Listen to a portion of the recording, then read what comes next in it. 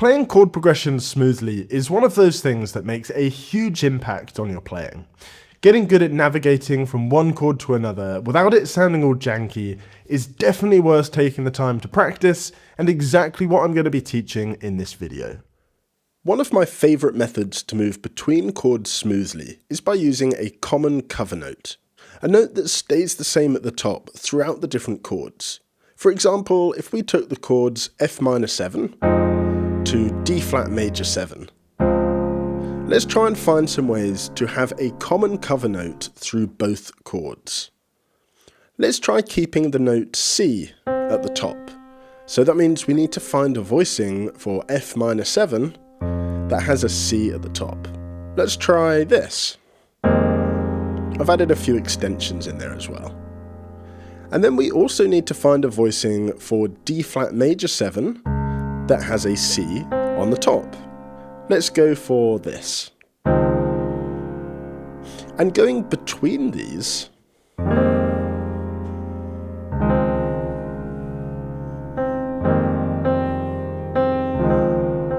it sounds really strong. Let's try this again with a different top note. Let's try E flat on the top. That's our F minor chord. And there's our D flat major chord.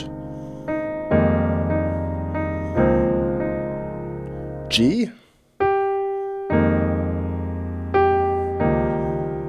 A flat,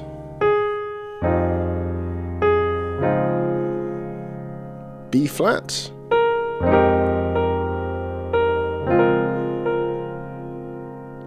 so this method does require you to have a fairly decent vocabulary of different voicings, or at least the ability to construct new voicings on the fly.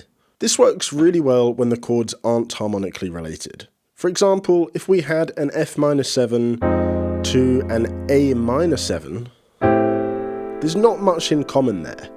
The hard part is finding which notes actually work over both chords, and the less harmonically related they are, the less common notes there will be.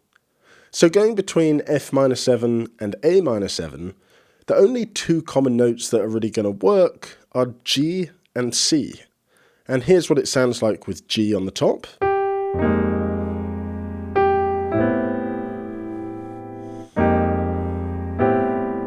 And here's what it sounds like with a C on the top.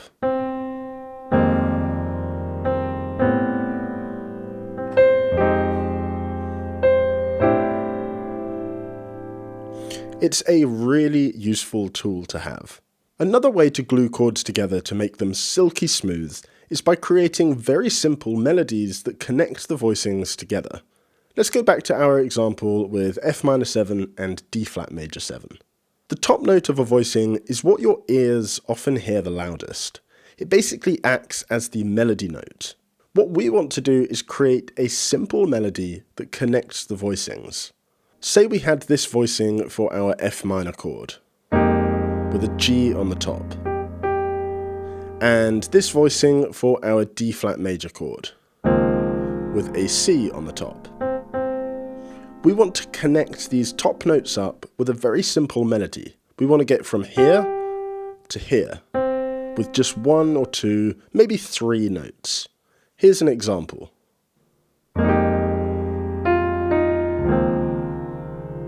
So this was our melody on the top.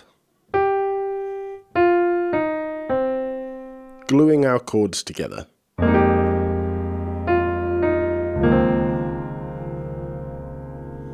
And another example could be... Here's the melody. And here it is all together.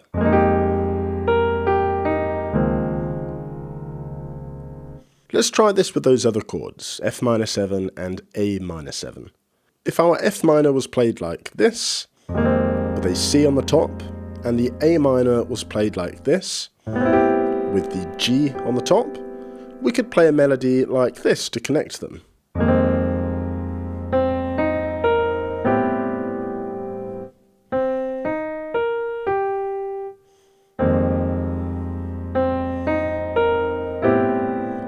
And I'll keep going, I'll play some different voicings, And just listen to the simple melody on the top that I'm using to connect the chords.